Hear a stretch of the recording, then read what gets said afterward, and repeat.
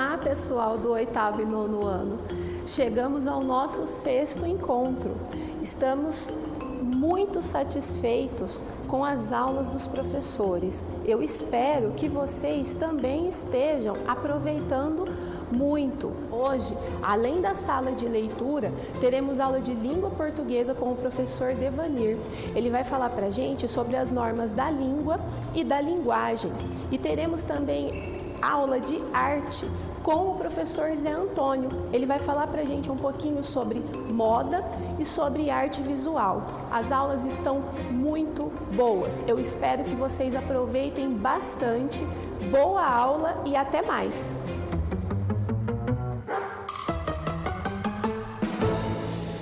Olá, alunos do 8º e 9º anos. Eu vou ler para vocês uma história que se enquadra no gênero conto e é da autora Lígia Fagundes Telles. O conto se chama Venha Ver o Pôr do Sol. É um conto de mistério. Vocês vão adorar. Começa assim. Ela subiu sem pressa a tortuosa ladeira. À medida que avançava, as casas iam rareando. Modestas casas espalhadas sem simetria, ilhadas em terrenos baldios. No meio da rua, sem calçamento, coberta aqui e ali por um mato rasteiro, algumas crianças brincavam de roda. A débil cantiga infantil era a única nota viva na quietude da tarde. Ele a esperava, encostado a uma árvore. Esguio e magro, metido num longo blusão azul marinho, cabelos crescidos e desalinhados. Tinha um jeito jovial de estudante. Minha querida Raquel.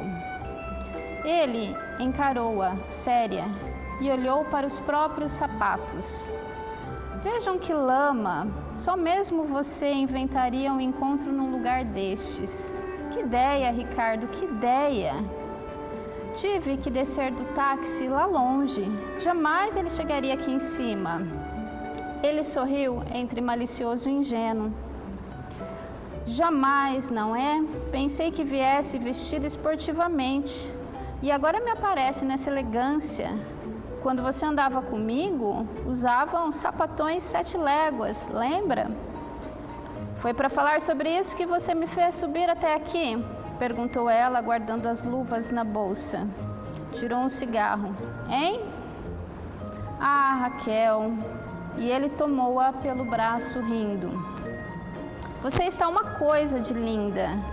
E fuma agora uns cigarrinhos pilantras, azul e dourado. Juro que eu tinha que ver uma vez mais toda essa beleza. Sentir esse perfume. Então fiz mal? Podia ter escolhido um outro lugar, não? Abrandar a voz. O que é isso aí? Um cemitério? Ele voltou-se para o velho muro arruinado. Indicou com o olhar o portão de ferro, carcomido pela ferrugem. Cemitério abandonado, meu anjo. Vivos e mortos desertaram todos. Nem os fantasmas sobraram. Olha aí como as criancinhas brincam sem medo, acrescentou, lançando um olhar às crianças rodando na sua ciranda. Ela tragou lentamente, soprou a fumaça na cara do companheiro, sorriu. Ricardo e suas ideias. E agora? Qual é o programa? Brandamente, ele a tomou pela cintura. Conheço bem tudo isso. Minha família está enterrada aí. Vamos entrar um instante e te mostrarei o pôr do sol mais lindo do mundo. Perplexa, ela encarou um instante e vergou a cabeça para trás numa risada. Ver o pôr do sol, ah, meu Deus, fabuloso, fabuloso. Me implora um último encontro, me atormenta dias seguidos, me faz vir de longe para essa buraqueira, só mais uma vez, só mais uma e para quê? Para ver o pôr do sol no cemitério. Ele riu também, afetando o encabulamento como um menino pilhando em falta. Raquel, minha querida, não faça assim comigo. Você sabe que eu gostaria era de te levar ao meu apartamento, mas fiquei mais pobre ainda como se isso fosse possível. Moro agora numa pensão horrenda e a dona é uma medusa que vive espiando pelo buraco da fechadura. E você acha que eu iria? Não se zangue, sei que não iria. Você está sendo fidelíssima. Então pensei se pudéssemos conversar um instante numa rua afastada, disse ele, aproximando-se mais. Acariciou-lhe o braço com as pontas dos dedos. Ficou sério. E aos poucos, inúmeras rugazinhas foram se formando em redor dos seus olhos, ligeiramente apertados. Os leques de rugas se aprofundaram numa expressão astuta. Não era nesse instante tão jovem como aparentava. Mas logo sorriu e a rede de rugas desapareceu sem deixar vestígio. Voltou-lhe novamente o ar inexperiente e meio desatento. Você fez bem em vir. Quer dizer que o programa... E não podíamos tomar alguma coisa num bar? Estou sem dinheiro, meu anjo, vê se entende. Mas eu pago. Com o dinheiro dele, prefiro beber formicida. Escolhi esse passeio porque é de graça e muito decente. Não pode haver passeio mais decente. Não concorda comigo? Até romântico? Ela olhou em redor, puxou o braço que ele apertava. Foi um risco enorme, Ricardo. Ele é ciumentíssimo. Está farto de saber que tive meus casos. Se nos pilha juntos, então assim, quero ver se alguma de suas fabulosas ideias vai me consertar a vida. Mas me lembrei deste lugar justamente porque não quero que você se arrisque, meu anjo. Não tem lugar mais discreto do que um cemitério abandonado. Veja, completamente abandonado. Prosseguiu ele abrindo o portão. Os velhos gonzos gemeram. Jamais seu amigo ou um amigo de seu amigo saberá que estivemos aqui. É um risco enorme, já disse. Não insista nessas brincadeiras, por favor. E se vem um enterro, não suporto enterros. Mas enterros de quem, Raquel? Quantas vezes preciso repetir a mesma coisa? Há séculos ninguém mais é enterrado aqui. Acho que nem os ossos sobraram. Que bobagem. Vem comigo. Pode me dar o braço? Não tenha medo. Essa história termina muito mal e vocês precisam conhecer o desfecho. Você iria para um lugar assim, abandonado, com um ex-namorado? Será que Raquel fez certo em aceitar este convite de Ricardo? Será que Ricardo esconde alguma intenção? Para saber sobre isso, procure por esse conto. Você gostará muito da leitura. Chama-se Venha Ver o Pôr do Sol. Lígia Fagundes Telles nasceu em São Paulo, em 1923. É conhecida como a Dama da Literatura Brasileira, ou a maior escritora brasileira viva. É autora de contos e novelas, além de ser advogada e romancista. Lígia tem grande representação na literatura brasileira e trabalha temas clássicos, como a morte, o amor, o medo, a loucura, além da fantasia. Procure mais sobre ela, você vai se apaixonar. Olá pessoal, me chamo Devanir Júnior e eu estou aqui de novo para ajudar vocês com o material que vocês estão recebendo da escola. Nós vamos falar hoje da aula de português, especificamente dos materiais do 8º e 9º anos. Fiquem ligados aí nas capas para que vocês não se confundam, tudo bem? Vamos começar a aula então? Nosso primeiro assunto, a gente vai falar sobre os usos das aspas, as famosas aspas, que muitas vezes a gente não sabe o porquê e nem como usamos elas. Primeira regra que a gente vai falar aqui do uso das aspas é aqui, ó, ênfase, realce e destaque. Todas as vezes que eu quero dar uma importância maior para uma frase, uma expressão do texto, eu vou destacá-la com aspas. Olha o exemplo que eu trouxe. Fui muito bem na prova e ganhei nota 10. Eu quis dar um destaque para esse 10 que eu recebi, portanto eu usei aspas, dando uma importância, uma relevância maior para essa palavra no texto. O outro exemplo de regra que a gente vai usar para as aspas aqui é a citação direta. Quando você vai citar o trecho de um livro, quando você vai copiar na íntegra alguma coisa de algum lugar e você vai citar no seu texto, você usa aspas. Isso quer dizer que você está citando um trecho diretamente de outro lugar. Sendo assim, essas palavras não são suas. E isso vale também quando você vai citar a fala de alguém.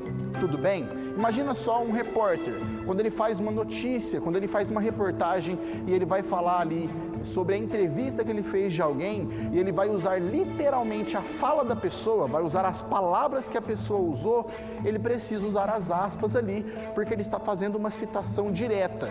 Isso quer dizer que aquelas palavras que ele está usando ali não são dele, são de outra pessoa. Quando a gente faz uma citação indireta, isto é, quando eu vou usar as minhas palavras para contar o que os outros disseram, eu não uso aspas, ok? Somente quando for uma citação direta, quando as palavras que eu escrevi no texto são realmente as palavras dos outros e não a minha palavra. O outro uso de aspas que a gente vai falar aqui também refere-se a introduzir ironias e alterações de sentido de palavras ou expressões. Quando num texto eu escrevo uma palavra ou expressão, mas eu quero que o leitor perceba que eu não estou usando aquela palavra ou expressão no sentido original dela, eu quero que eles percebam que existe um outro sentido, um sentido por trás, eu posso usar aspas também. Olha os exemplos aqui. Meu primo mexe em tudo que não lhe pertence, é um amor de pessoa. Repara que aquele amor, entre aspas, ele não representa o amor de verdade, mas sim um sentido contrário a isso. As aspas ali foram utilizadas para indicar que amor foi utilizado com outro sentido. Tudo bem? Vamos lá para o nosso próximo assunto. A gente vai falar um pouquinho sobre palavras e expressões adversativas. Também é uma coisa muito comum que muita gente usa, mas que não conhece, não sabe exatamente o que é e para que serve. Pessoal, aquilo que é adverso é aquilo que é oposto, é aquilo que não se espera, é aquilo que é contrário. Tudo bem? E as palavras e expressões adversativas a gente usa para introduzir uma ideia contrária do senso comum, contrária ao que se espera. Olha o exemplo que eu trouxe aqui. Juliana contraiu o coronavírus. Essa é a nossa frase principal. A partir dessa frase, vamos pensar no senso comum. O que se espera de uma pessoa que contraia o coronavírus? Você espera que ela fique doente, que ela tenha algum tipo de complicação na saúde, você espera que ela passe mal, algo do tipo. Você espera que algo que não seja bom aconteça. Mas não é o caso do que aconteceu aqui, porque a gente pode ver na nossa frase em vermelho que ela não teve nenhum problema.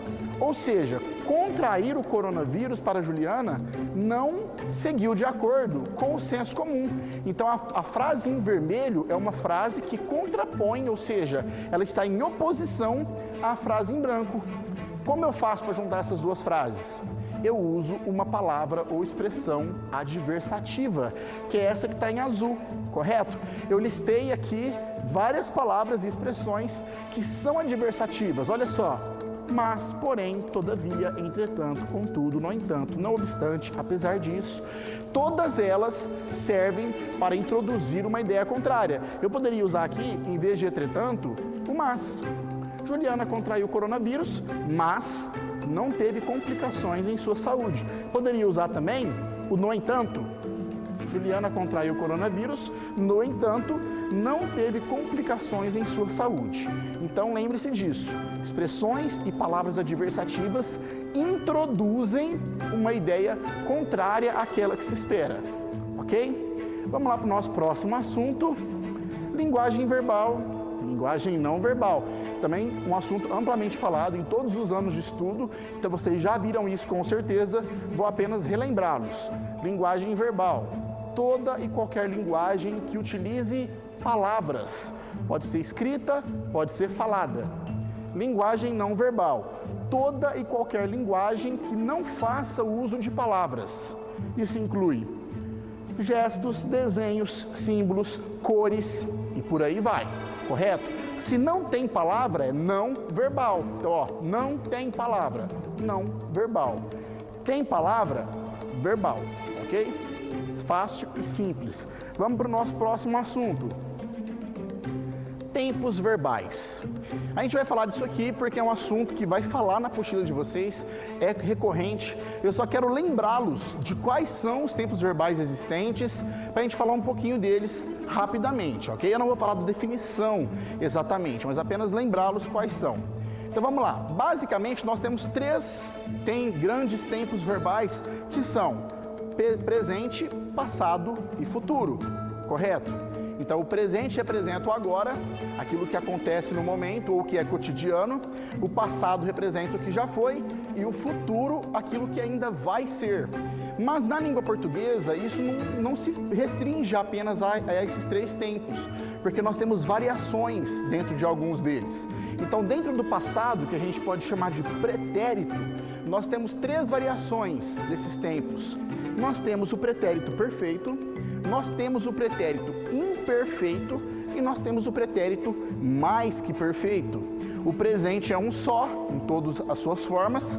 E, por fim, nós temos o futuro, que nós temos aí 2 possibilidades também, que é o futuro do presente e o futuro do pretérito. Tudo bem? São esses os 6 tempos. Vocês vão encontrar algumas variações. Se a gente pegar o modo subjuntivo, por exemplo, alguns nomes podem ser diferentes, né? O modo subjuntivo, ele trata o pretérito, o passado, como imperfeito, por exemplo, mas é basicamente os 3 grandes tempos, tá? O pretérito, o presente e o futuro. Tudo bem? Então, a grosso modo, nós temos no máximo aí de 6 variações de tempo verbal na língua portuguesa. Vamos agora à outra parte, que talvez possa complicar um pouquinho, mas eu sei que vocês conseguem.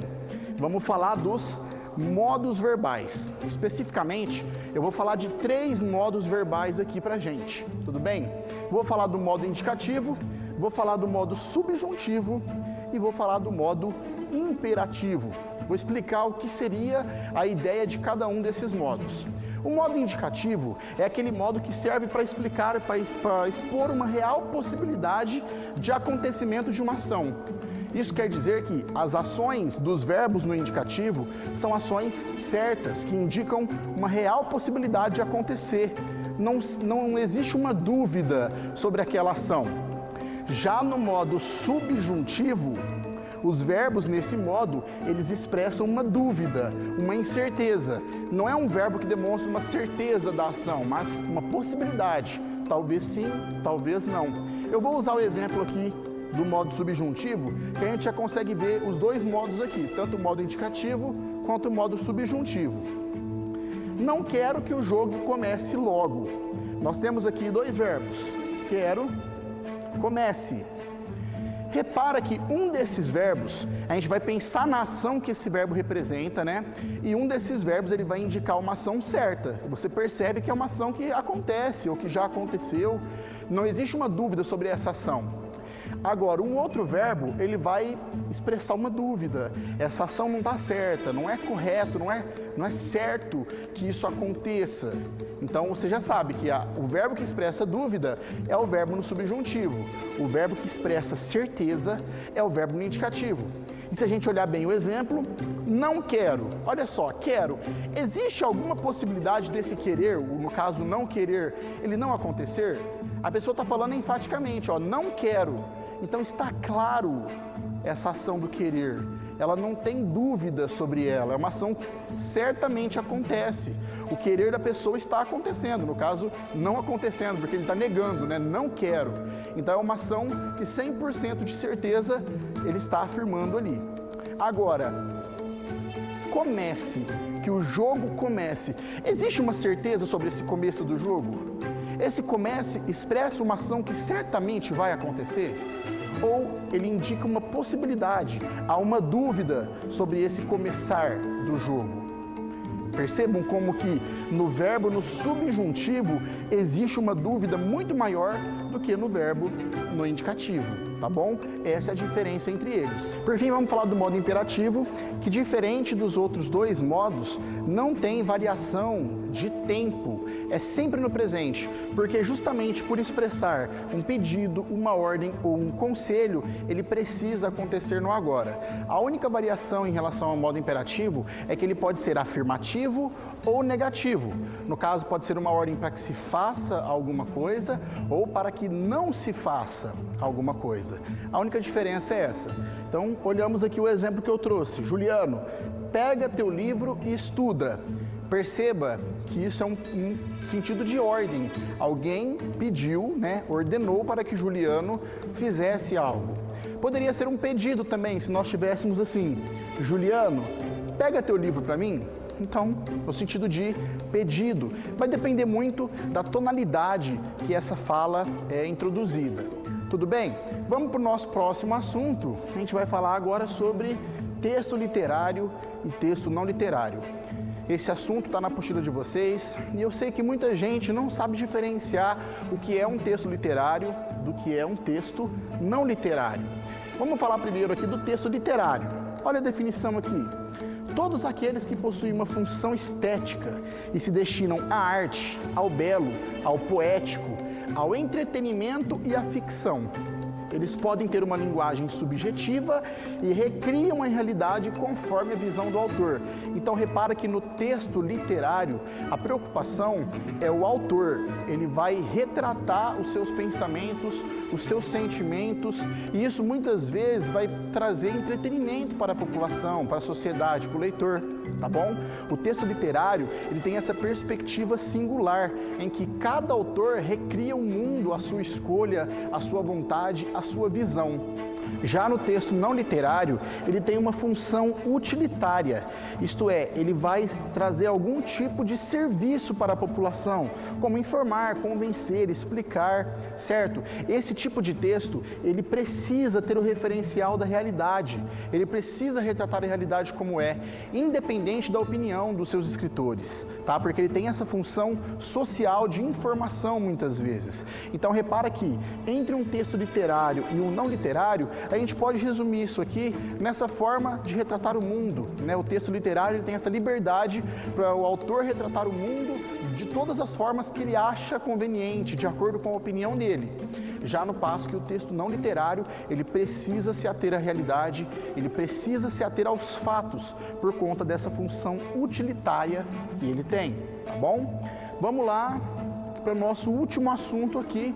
A gente vai falar sobre intertextualidade, né? Essa palavra que é muito utilizada e muitas pessoas não sabem o significado, não sabem o que é. A intertextualidade é a relação entre textos diferentes. Tudo bem? Então, quando lá na apostila de vocês, alguma atividade pedir para que vocês façam uma relação intertextual, provavelmente você vai se deparar com mais de um texto e o seu objetivo, a sua obrigação é você ler esses dois textos e encontrar qual é a relação entre esses dois textos. Eu trouxe um exemplo aqui para a gente visualizar isso bem fácil. Aqui nós temos uma obra bastante conhecida, que é a Pietà, do Michelangelo, uma escultura feita em mármore de renome internacional muito conhecida, tudo bem?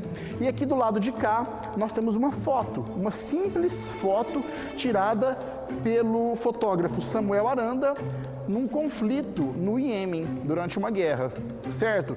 Se vocês observarem essas duas imagens, né, a escultura e a foto, é possível reconhecer algumas semelhanças entre elas? Será que quando esse cara tirou a foto, ele não percebeu ali uma relação, ele não tentou fazer uma reprodução da Pietà, que foi uma obra muito conhecida, retratando a Virgem Maria segurando o seu filho Jesus após a crucificação? Então, a intertextualidade é essa relação. Se eu fosse fazer uma relação intertextual, provavelmente eu falaria das semelhanças que essa foto tem em relação à escultura. Pensaria na intencionalidade. Por que será que ele tirou essa foto desse ângulo, dessa forma? Não foi uma foto forjada, é uma foto real, tá? De conflito mesmo que aconteceu. Ele conseguiu pegar essa foto nessa posição aqui. Então ela tem uma inspiração na escultura do Michelangelo, tá bom? Então uma relação intertextual é uma relação entre os textos, podendo ser assim textos não verbais, imagens, esculturas, e textos verbais, que são aqueles textos que vocês vão encontrar nas apostilas. Tudo bem, pessoal? A nossa aula termina assim. Espero que tenha sido útil para vocês, espero que vocês tenham aproveitado e até a próxima.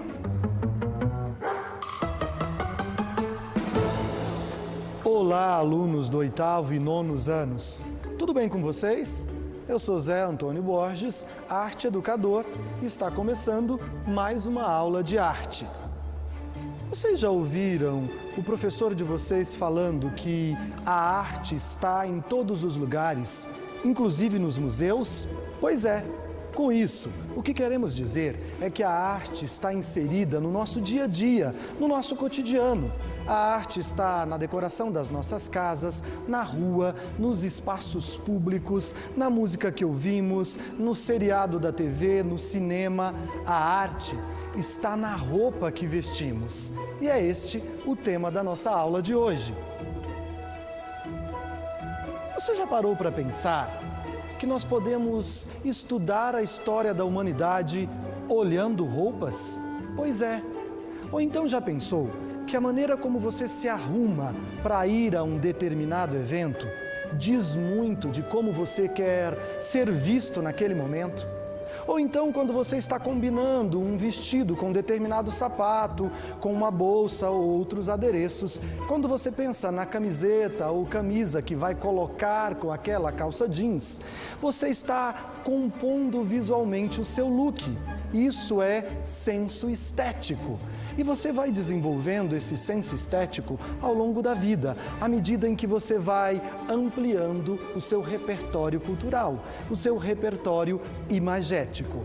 Moda é arte e é um mundo fascinante. A gente pode, por exemplo, investigar a relação da moda e a etnia. E entender, por exemplo, como determinados povos em determinados lugares do mundo usam aquelas roupas. Podemos pensar na evolução da moda ao longo dos séculos, de como a sociedade vai evoluindo e vai mudando também a sua maneira de vestir. Podemos pensar nos diversos segmentos da moda, a alta costura, as semanas de moda, os grandes desfiles. Podemos pensar nas grandes marcas, na moda popular, na moda inclusiva, aquela que leva em conta a facilitar a vida da pessoa com deficiência. Por exemplo, tecidos que possibilitam o deficiente visual identificar a cor através da textura. Ou então, a tecnologia aliada à fabricação de tecidos, que possibilita, por exemplo, o atleta a atingir máxima performance no seu esporte. Pois é, podemos pensar na história da moda brasileira, que é uma das mais criativas do mundo, os profissionais que trabalham neste mercado da moda e o processo de criação em moda. Como se dá? Você pode também produzir moda, você pode inventar moda. Bom, mas o nosso recorte de hoje, a nossa aula de hoje, vai falar sobre a relação da moda e a arte visual. Olhe para essa imagem. Isso é uma pintura? É uma escultura? Ou é um vestido? Ou é um pouco de cada coisa? Você já viu essa imagem em algum lugar? Tenho certeza que sim. Aqui estamos falando do famoso tubinho de um dos mais importantes estilistas italianos, o Yves Saint Laurent. Ele criou esse vestido em 1965, inspirado ou se apropriando da pintura de Mondrian, composição com vermelho e amarelo e azul, uma pintura de Mondrian de 1921. Esse tubinho ficou muito famoso e foi extremamente apropriado, reproduzido no mundo inteiro. Yves Saint Laurent também vai fazer essa intertextualidade, essa apropriação com pinturas, obras de outros artistas. Aqui ele fez com a Chuva de Folhas, do Henri Matisse. Nessa outra imagem, Yves Saint Laurent vai se apropriar da pintura de Van Gogh, Os Lírios, e vai transformá-lo numa peça de vestuário feminino. Aqui nós temos o papa da pop art, isso mesmo, ele, o Andy Warhol, o cara que influenciou muito o mundo da comunicação visual, da moda, das artes visuais em um todo. Ele trabalhou nas suas pinturas, nas suas serigrafias, transformando objetos do cotidiano ou objetos de consumo em obras de arte. Aqui nós temos a sua famosa lata de sopa Campbell transformada num vestido. Aqui a sua serigrafia representando esta personagem icônica do cinema do século XX, a Marilyn Monroe. E essa serigrafia do Andy Warhol se transformou num vestido, estampas de camiseta. Recorrentemente, ela é apropriada em coleções de moda. Aqui nós temos uma artista japonesa com quase 100 anos, viva, atuante. Ela é muito curiosa, a Yayoi Kusama. Ela tem uma fixação por pontinhos, por bolinhas. E aqui nós podemos observar uma coleção inteira apropriada a partir da visualidade da Yayoi Kusama. Aqui nós temos a inesquecível Frida Kahlo, pintora mexicana também do século XX, que recorrentemente é apropriada na indústria da moda. As suas estampas, as suas flores, a exuberância de Frida Kahlo recorrentemente aparecem em diversas coleções de moda. Aqui de novo, nós temos invadindo as passarelas a Noite Estrelada e os girassóis do Van Gogh. Agora olhem para essas imagens. Essas criações são atuais. Você usaria esses tênis? E aquela blusa? Reconhece esse artista? Pois é, estamos falando de novo de Vincent Van Gogh. Olha os girassóis. Olha o autorretrato do artista estampando o tênis naquela outra imagem. E aqui? Vocês, principalmente os meninos, vocês usariam essas roupas? Gostaram dessas estampas geométricas, psicodélicas? De onde será que veio esta inspiração? Conseguem identificar o artista que inspirou esta estilista a criar em 2015 essa coleção? Então, esta é a estilista carioca Duca, que em 2015 se apropriou das pinturas, dos grafites, dos gêmeos para a sua coleção. Lá do outro lado, nós temos então os grafites desses irmãos paulistanos, que são famosos e conhecidos quase que no mundo inteiro. Observe os traços, as cores, a característica da pintura dos gêmeos transposta para as roupas aqui na passarela. Incrível, né?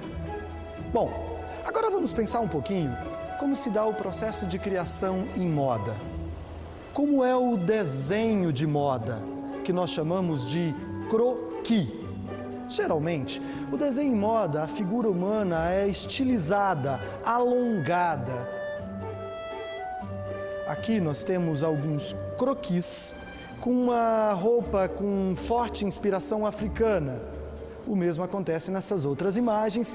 Percebam então o alongamento do corpo humano. Recorrentemente você não tem a expressão do rosto, justamente para destacar as roupas, os tecidos, as formas. Aqui, observe como no lápis, na cor, trabalhando o contraste do claro e escuro, você consegue dar o efeito da dobra, a marca do tecido. Ali do outro lado, essa ideia de uma coleção que é diferente, mas que compartilha uma mesma proposta, um mesmo princípio. Aqui nós temos explorando a cor, que a gente chama em arte de composição cromática, as estampas do outro lado. Aqui nós temos look bem moderno, masculinos. Olha o tênis, olha a textura da blusa, as bolsas, a blusa amarrada na cintura, a riqueza e a precisão do traço. Aqui nós temos representadas a moda plus size. É importante quando a gente vai falar de moda, a gente pensar em representatividade. Isso importa e é essencial. Você se reconhecer na moda, se reconhecer naquela roupa, naquela marca, naquela publicidade. Bom, agora é a sua vez. Que tal você aí em casa inventar moda? Tenho certeza que você já ouviu essa expressão. Menino, menina, para de inventar moda. Pois é. Agora é a hora, agora é o momento de você inventar moda. A minha sugestão é que você comece pelo manequim e, a partir do manequim, você cria sua roupa.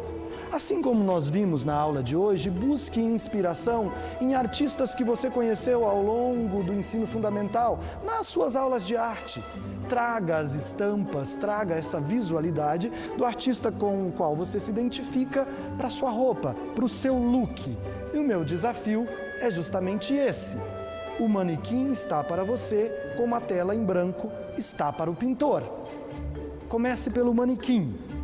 Eu tenho alguns exemplos aqui.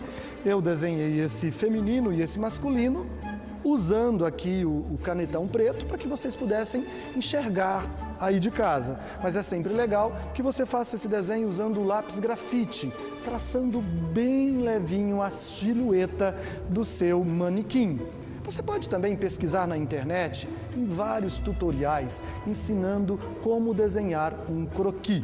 Tá? Se você tem dificuldade para desenhar, não consegue fazer as formas seguindo as proporções, geralmente para os meus alunos eu ensino a técnica de transposição do desenho. Eu pego um xerox de um manequim que eu quero trabalhar, vou grafitar aqui atrás, sobreponho a uma folha branca, depois passo o lápis ou a caneta sobre as formas e eu vou então transpor o meu manequim para a folha branca e depois é só trabalhar o teu look. Tudo bem? Desafiados aí a inventar moda? É sempre bom lembrar que você vai criar a partir de referências. Portanto, o seu repertório criativo é construído através de pesquisa. Você vai se apropriar de algo que você se identificou e ter um domínio técnico, desenho, pintura no lápis de cor. Você pode também trabalhar com tecidos, criando relevos no seu croquis. Bom, eu desejo sinceramente que vocês pesquisem, se apropriem, criem, se expressem. E para encerrar a nossa aula, eu só gostaria de lembrá-los que sempre que falamos ou pensamos em moda, nós temos que lembrar que moda é liberdade. Moda é expressão.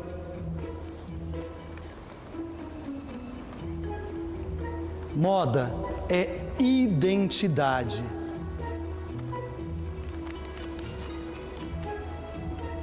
Moda é empoderamento. Moda é diversidade. E agora, eu quero terminar com uma dica muito especial para você. Sabe o que está absolutamente fora de moda? Desrespeito, preconceito, discriminação. Então, se você quer estar sempre bonito ou bonita, vista-se todos os dias de respeito. Beijo grande, até a próxima aula. Tchau!